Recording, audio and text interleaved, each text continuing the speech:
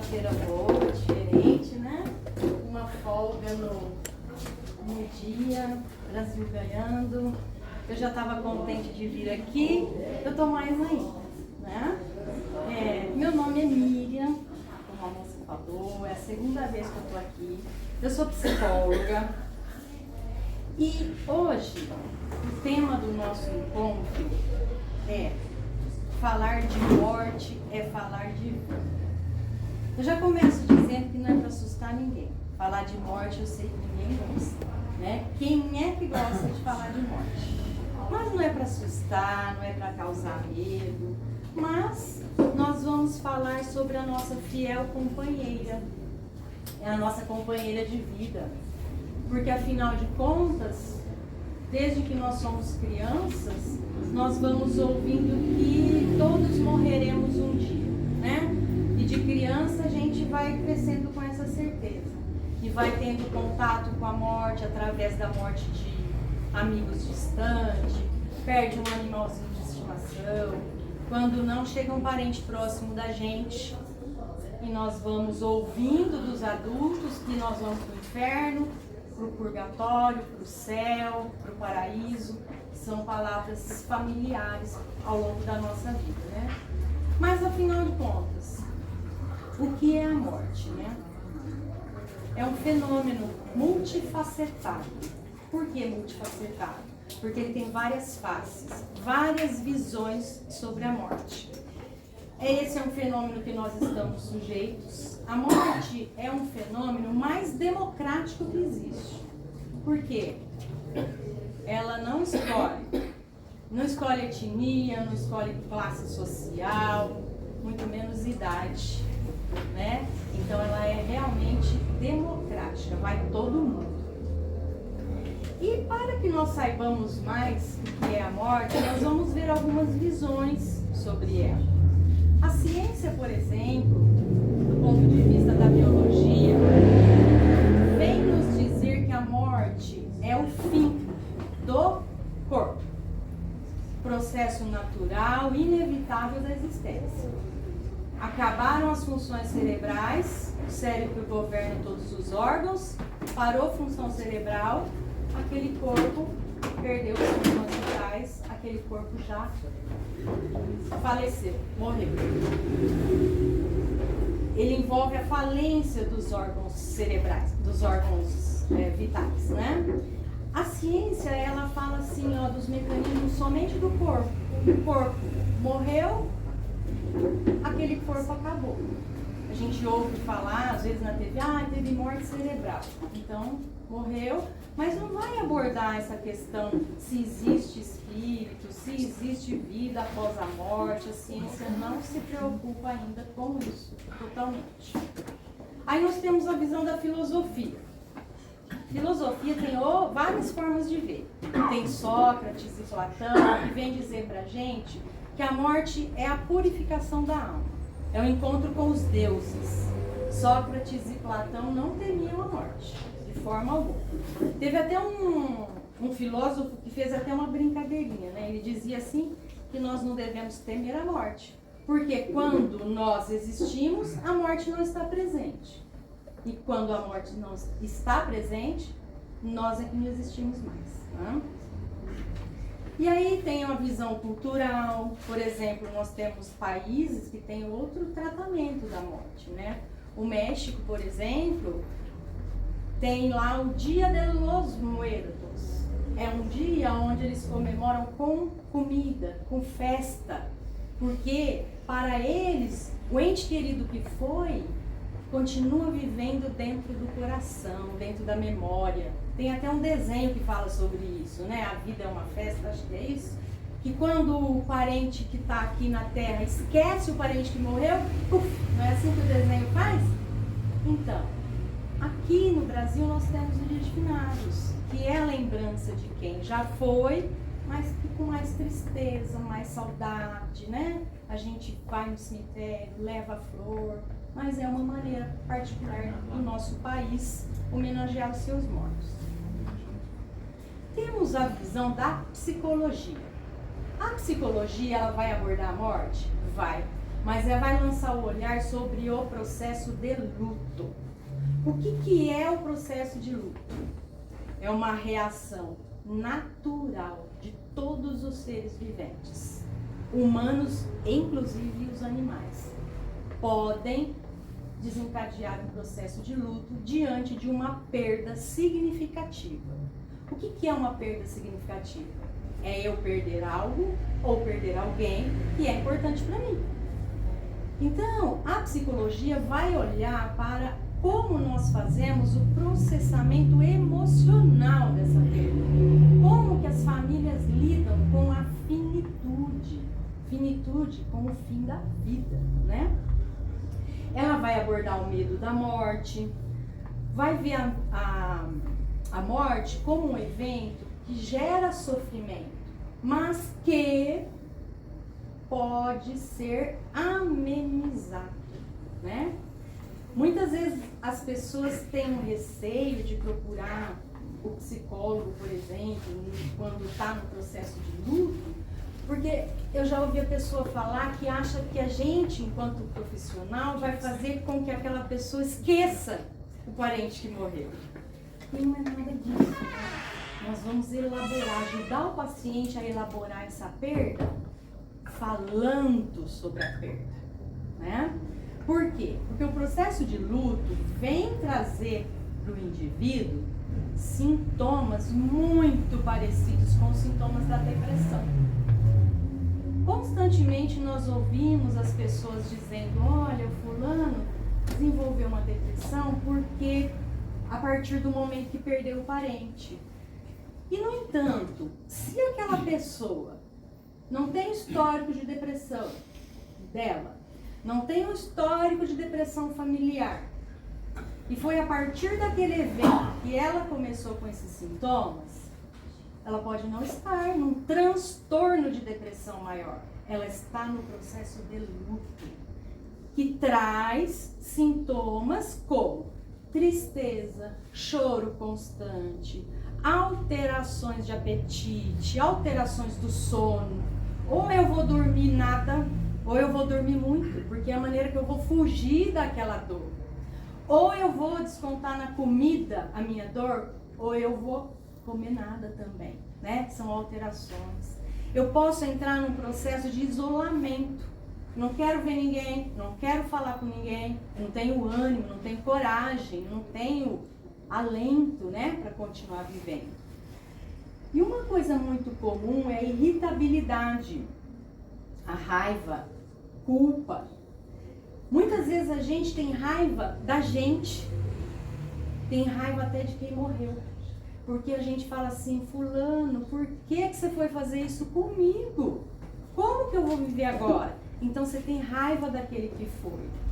E aí a gente fica se culpando por carregar esse sentimento com aquele que foi. Você fala, como que eu posso ter raiva da pessoa que eu amo e que morreu? Não posso. Então é mais uma culpa que você carrega. Recentemente eu conversei com uma moça na casa espírita. E ela estava muito abatida e eu percebi e falei, fulano, o que houve? Ah, eu tô com depressão, ela falou pra mim. Eu falei, mas me fala aí.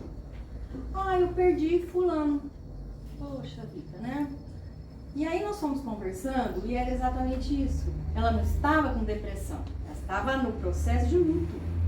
E uma das coisas que estava mais amargurando ela era a culpa. Por quê?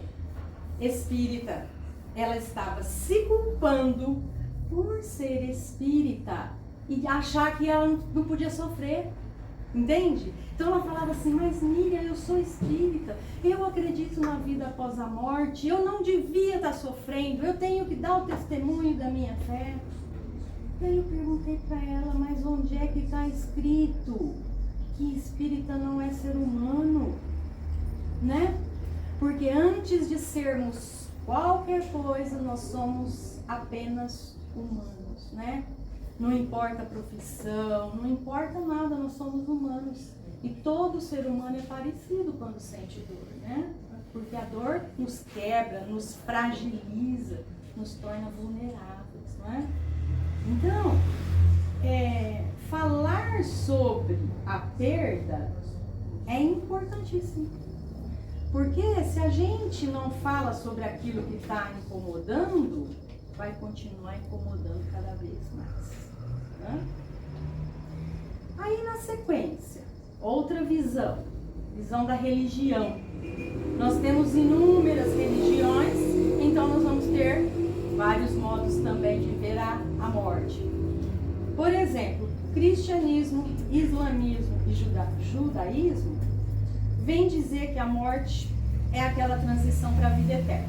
Ou umas dizem que vai para o céu, outras para o purgatório, outras para o paraíso, que nem a gente já falou, dependendo do que a gente faz em vida. Se a gente é bom, vai para o céu, se a gente é ruim, vai para o inferno. Não é isso que a gente cresceu ouvindo?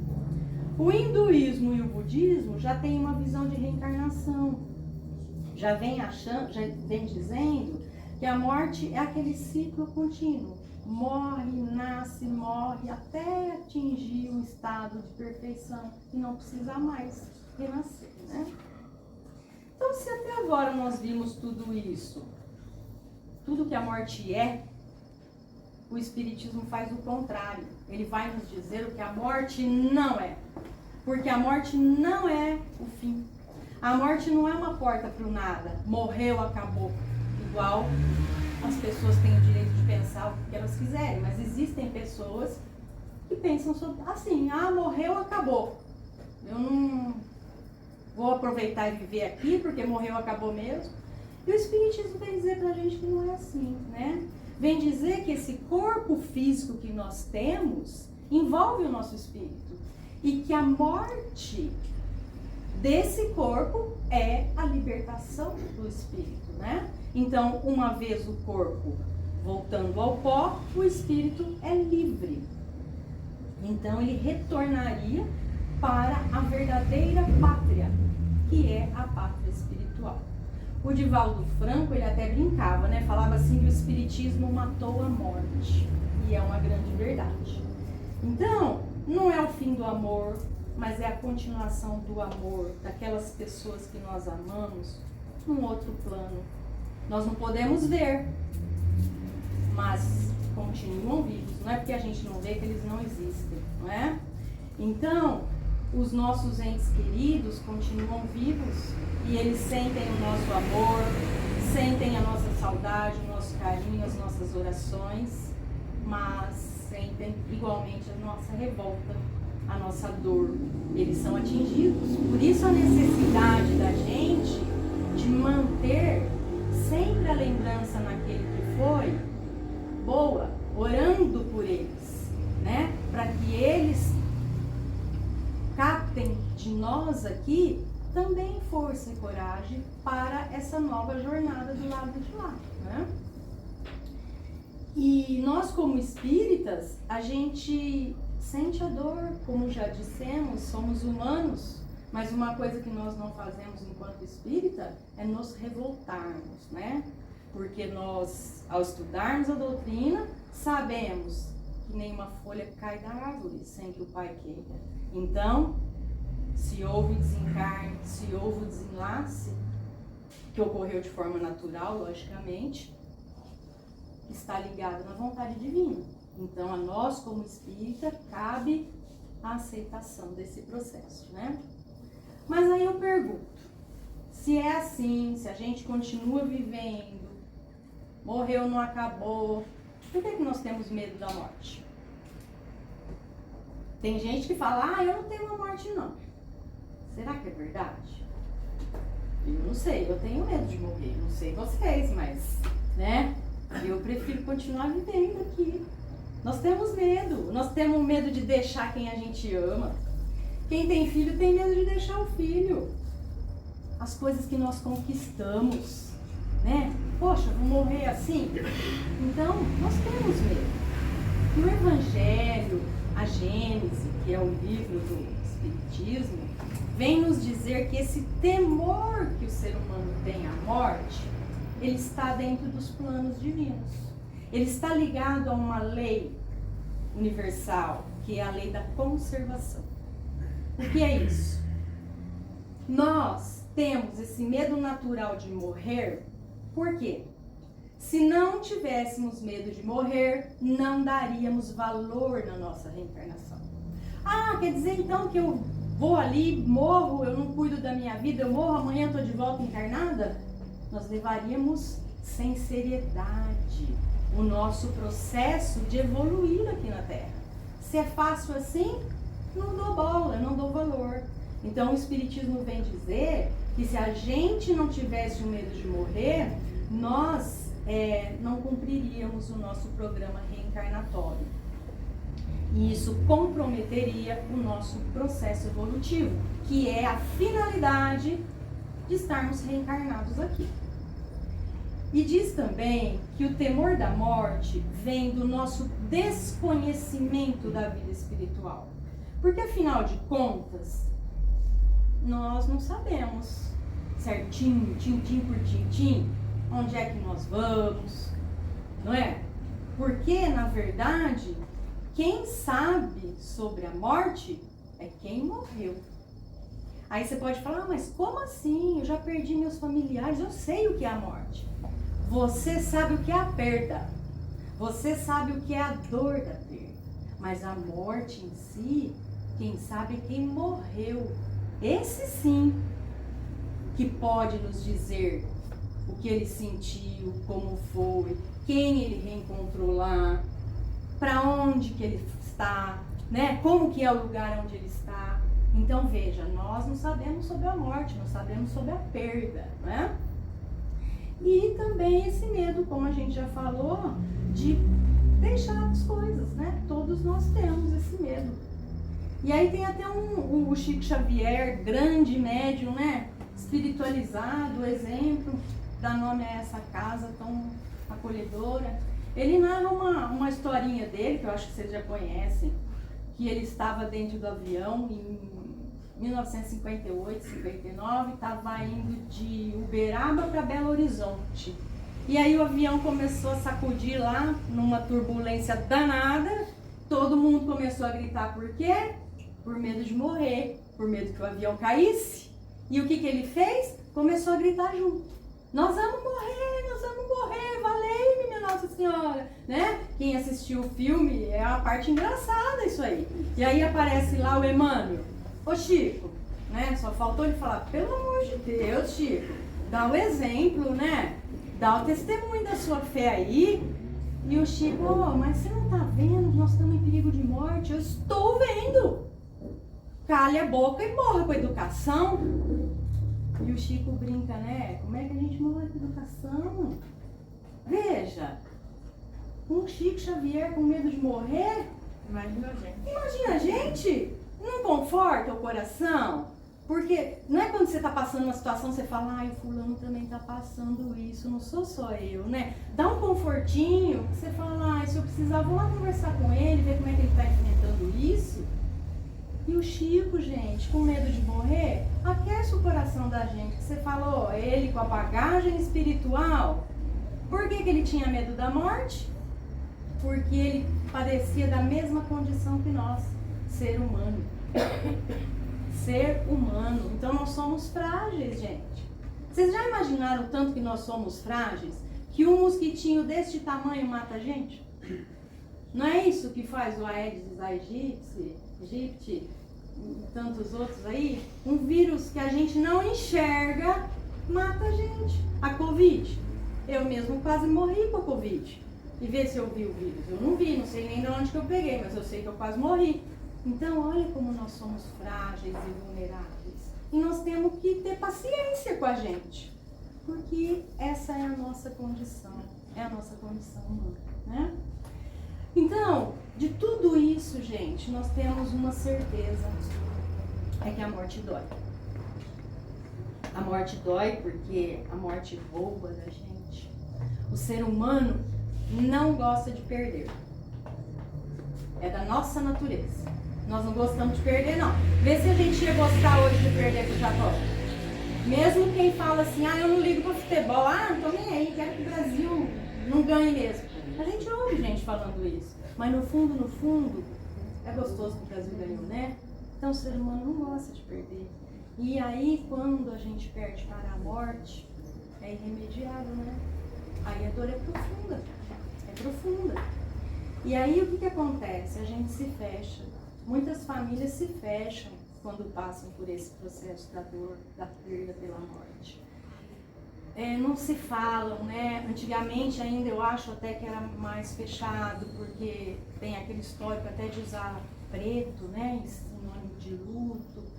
E às vezes eu ouço as pessoas falando assim, olha, mas eu não consigo conversar sobre fulano que morreu dentro da minha casa, porque eu queria falar, mas me pedem para não falar sobre ele, não fala sobre quem morreu, deixa o fulano quieto, deixa o fulano descansar. Só que quem está sofrendo precisa falar. Então a gente vê que é a cura pela fala. Falar sobre aquilo que nos dói nos ajuda a elaborar aquela dor. Vai tirar a dor? Não. A dor da perda vai continuar com a gente. Mas a gente vai aprendendo o quê? Quando a gente vai conversando. Vai aprendendo a viver sem aquela pessoa. Vai tomando realidade daquela perda. A gente começa a fazer um processo de entender quem eu era antes da perda e quem eu sou agora. E é essa agora que eu tenho que conviver. E eu preciso entender isso, né? Então, não é esquecer quem já foi, mas era falar da importância daquela pessoa, quem era aquela pessoa, o que ela fazia de bom, lembrar as coisas boas, sabe? E quando chegam nas festas comemorativas é que dói mais. Chega Natal, Ano Novo, Páscoa, aniversário, Dia das Mães, Dia dos Pais, a gente se fecha em mais dor ainda. E no entanto, nós temos algumas pequenas coisas que nós podemos fazer que vão ajudando a gente a ir elaborando essa perda. Como, por exemplo, chegou uma data significativa para mim, que aquela pessoa estava lá. Eu posso, como forma de homenagear essa pessoa, eu vou fazer a comida que ela mais gostava. E reunida em família, vou comemorar ela, né? Eu posso pôr uma música que aquela pessoa gostava. Eu posso ir no lugar que ela gostava. E lá eu vou relembrando coisas boas que a gente viveu, coisas boas que ela me falou. O de ruim, quer relembrar? Se acha que precisa, relembra também. Mas não permaneça no ruim. Passe pelo que é ruim, não fique no ruim. Procure o bom, procure as boas lembranças. O que foi vivido de bom? Porque quando eu acalento isso no meu coração, isso vai chegar no meu parente lá. Então, nós dois vamos vivendo, eu aqui e ele lá, porque a vida continua dos dois lados. A saudade é uma dor que dói dos dois lados. Então, não sou só eu que tenho que aprender a viver sem aquele ente. Ele também, no outro lado, a vida dele continua e ele também tem que se adaptar. Então, quando a gente passa um problema, você não pensa assim, para quem que eu vou ligar? Ah, vou ligar para o meu marido, para minha esposa, para o meu filho, para o meu pai. E aí? E aquela pessoa que foi? Ela não vai pensar, nossa, eu estou aqui, eu precisava tanto do fulano. Então existe um elo que não é rompido com a morte. E esse elo é o elo chamado amor. Nada rompe o elo do amor, né? Então, gente, falamos de morte, falamos. Mas por que falar de morte é falar de vida? Porque se a morte é nossa companheira fiel, ela é nossa companheira fiel durante o quê? Durante a nossa vida. Então, vamos viver. Como que eu quero ser lembrada quando eu morrer? Eu quero ser lembrada como uma pessoa caridosa, tolerante, compreensiva, amorosa. Mas eu estou sendo amorosa, compreensiva, tolerante na minha vivência aqui? E eu não estou falando de fazer isso com o estranho, com o outro, só com o outro. Estou falando de ser tolerante, amorosa, compreensiva, em primeiro lugar comigo, sabe? Porque quando eu sou compreensiva comigo, eu vou entendendo que eu sou ser humano, eu erro. Eu estou sendo tolerante com os meus erros? Ou cada vez que eu erro, eu coloco uma espada no pescoço e falo, nossa, você é isso, você é aquilo, você não aprende. Não, lembrando sempre da nossa condição humana. A única coisa que nos iguala, gente, é o erro. Todo ser humano erra. E todo ser humano aprende com o erro. Às vezes uns demoram mais para aprender. Mas o nosso caminho é eterno de aprendizado. A gente não precisa ter pressa. Então, eu estou dando valor nas minhas pequenas conquistas? Ou eu acho que conquista mesmo é um carro, é uma casa, é ganhar muito, coisas vultuosas. E, no entanto, no nosso dia a dia, se a gente observar mais o dia a dia, ficar contente com as pequenas conquistas, sabe? Vocês viram a lua hoje? Como tá maravilhosa? Quantas vezes a gente olha para o céu? Às vezes passa o dia e não olha. Época de inverno tem ipê, né? Às vezes a gente não vê. E o ipê estende aquele tapete de flor para a gente pisar aqui na terra. Então, gente, como eu estou vivendo? Antes da gente se preocupar com a morte, vamos preocupar com a vida. Porque é viver bem que vai nos proporcionar morrer bem. Né? Cuidar da saúde, não precisamos nem falar que isso é nosso dever. Né? O nosso corpo é o templo do nosso espírito. É nosso dever cuidar dele. Cuidar da saúde física, cuidar da saúde mental. Né? Então, eu estou só reclamando, eu estou só culpando o outro. Como eu estou vivendo? Essa é a grande pergunta que nós temos que nos fazer todos os dias. Não nos preocupemos com a morte. Vamos nos preocupar com a vida, em viver. Estamos vivos ainda, né? E para ir finalizando, eu quero ler aqui um pequeno texto de Santo Agostinho, que ele fala assim, olha que lindo, gente. A morte não é nada. Eu somente passei para o outro lado do caminho. Eu sou eu, vocês são vocês. O que eu era para vocês, eu continuarei sendo. Me deem o nome que vocês sempre me derem. Falem comigo como vocês sempre fizeram. Vocês continuam vivendo no mundo das criaturas, eu estou vivendo no mundo do Criador.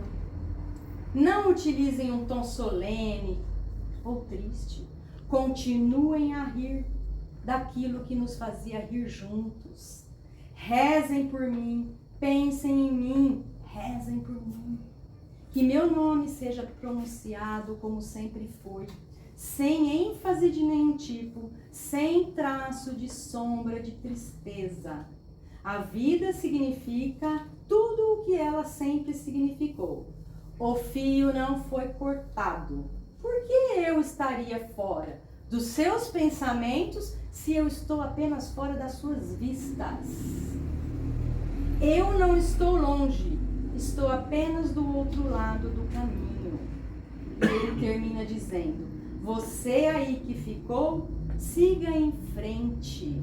A vida continua linda e bela como sempre foi. Olha, gente, não é?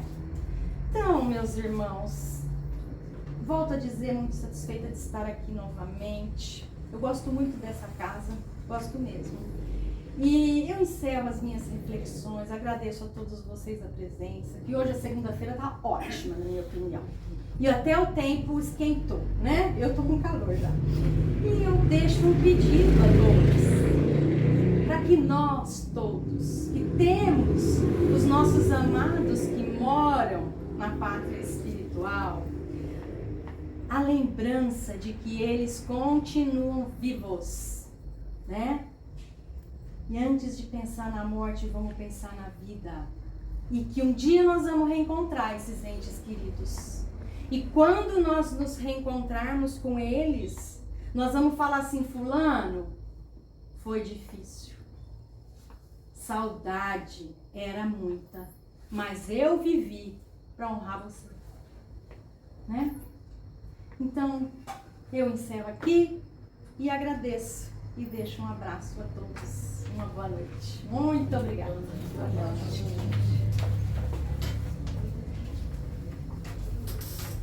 Miriam, Sim, gostaria de fazer um convite a você. Hoje ficou para que eu encerrasse a palestra. Gostaria que você encerrasse a palestra com a sua oração, com uma prece. Sim, Ficaríamos com muito prazer. honrados. E a casa agradece por seus ensinamentos, por suas palavras, pela morte. A morte a gente sente, né? Mas a gente precisa viver. Gostaria muito que você nos presenteasse com uma oração do fechamento. Claro, dar vou fazer do meu continuidade jeitinho, então. Tá bom? Agradeço o convite. Muito Eu fico obrigada. lisonjeada. Eu Muito que obrigada. agradeço. Então, meus irmãos queridos, vamos fechar os nossos olhos. Elevar os nossos pensamentos a Jesus. Esse irmão de amor, de bondade. Esses espíritos protetores. O nosso mentor espiritual, que todos nós temos, o nosso amigo, que desde antes do nosso nascimento está ligado a nós, que sabe de nós, que nos conhece.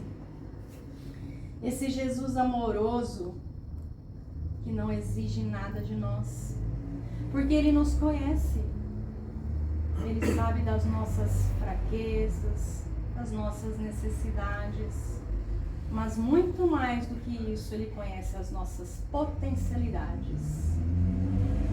Ele sabe da nossa força, do que nós somos capazes de vencer as nossas lutas individuais. Então, que nós possamos sentir a presença desses irmãos aqui nessa noite, esta casa que acolhe com amor a todos que a procuram, a todos que por aqui entram. E pedimos que cada irmão aqui presente, seja encarnado ou desencarnado, possa receber o lenitivo, o bálsamo, o auxílio, o cuidado, de acordo com as suas necessidades, de acordo com o seu merecimento. Que essas boas vibrações possam chegar a todos aqueles que sofrem e que choram, possam alcançar os nossos lares e igualmente que a paz esteja com todos e que nós tenhamos o coração agradecido e a paciência que Jesus tem conosco, que nós também tenhamos um entendimento de andar um passo de cada vez, um passo de cada vez, e com Jesus sempre segurando na nossa mão, nós vamos vencendo e conquistando, e assim devagarzinho, melhorando no nosso processo evolutivo. A todos, muita paz, muita luz, que assim seja sempre.